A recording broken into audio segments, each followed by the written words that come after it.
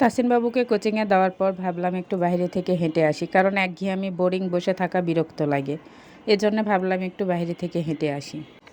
যদিও বা আমি একদমই যেতে চাচ্ছিলাম না, কিন্তু আমার ছোট বোন খুবই জেদ করছিল, বাড়াপা এরকমভাবে থাকলে তোমাকে আরও বেশি একঘেয়েমি লাগবে আর তুমি বেশি বেশি অসুস্থতা বোধ করবা। তো আমিও তাই ভাবলাম যে যত বোরিংভাবে বসে বসে থাকবো ততই নিজেকে আরও বেশি খারাপ লাগবে, শরীরটাও বেশি খারাপ লাগবে। যাই হোক, ওর আবদারে, ওর ছোট ছোট আবদারগুলো রাখতে ভালোই লাগে, বাইরে হাঁটতে চলে গেলাম। প্রথমে একটা খেলার মাঠে গেছিলাম, আমাদের এখানে যে খেলার মাঠ, ওখানে তারপর দেখলাম যে অনেক লোকের ভিড় আর কোনো দোকান আসেনি। তো বললো চলো আমরা গাছ দেখে আসি, গাছ দেখতে যাই। আমার বোনটা আবার ফুলের গাছ লাভার বলতে পারেন, ওর সঙ্গে থেকে থেকে আমিও ছোট মানুষের মতো হয়ে গেছি। আমিও গাছপ্রেমী হয়ে গেছি, গাছ লাগাতে অনেক বেশি ভালো লাগে, কিন্তু এখানে আমাদের পর্যাপ্ত মাটির অভাবে আমরা গাছ লাগাতে পারছি না। আর ভাড়া বাসায় বুঝতেই তো পারছেন, নিজের মতো করে কোনো কিছুই করা যায় না, নিজের বাড়ি তো নয়। যাই হোক, এখানে এসে গাছ দেখার পরে আমার এই জিনিসগুলো, মাটির জিনিসগুলো দেখে এত বেশি ভালো লেগেছে, মনে হচ্ছে কোনটা ছেড়ে কোনটা নেই। রুম ডেকোরেশনের জন্য এগুলো একদম পারফেক্ট বলে আমার মনে হয়েছে। তা আমি ওকে বললাম এগুলো এনে এখানে আর্টিফিশিয়াল ফুলগুলো দিয়ে তুই সাজিয়ে রাখলে ভালো লাগবে। কিন্তু দুঃখের বিষয়, ও বেশি টাকা নিয়ে যায় না, আমিও বেশি নিয়ে যাইনি, তাই আর কি বেশি কিছু কিনতে পারিনি, আজকে শুধু দেখেই চলে আসতে হয়েছে। কিন্তু বিশ্বাস করেন, এই জিনিসগুলো দেখে আমার একদম আসতে হচ্ছিল না, বারবার মনে হচ্ছিল এখান থেকে কিছু একটা নিয়ে যাই।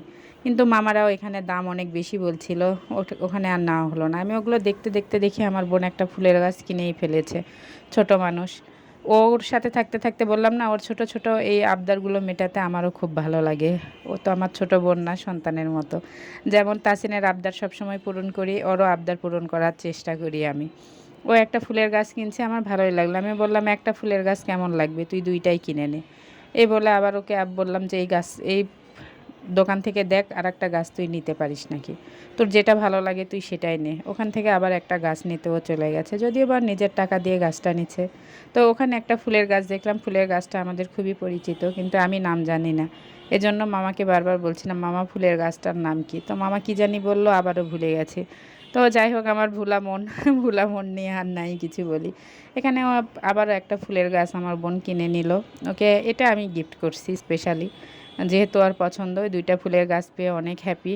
ছোট মানুষ অল্পতে অনেক খুশি হয়, এই ছোট ছোট আবদারগুলো পূরণ করতে আমারও অনেক বেশি ভালো লাগে। আল্লাহ চাইলে যখন সামর্থ্য হবে ওর বড় বড় স্বপ্নগুলোও পূরণ করব ইনশাল্লাহ।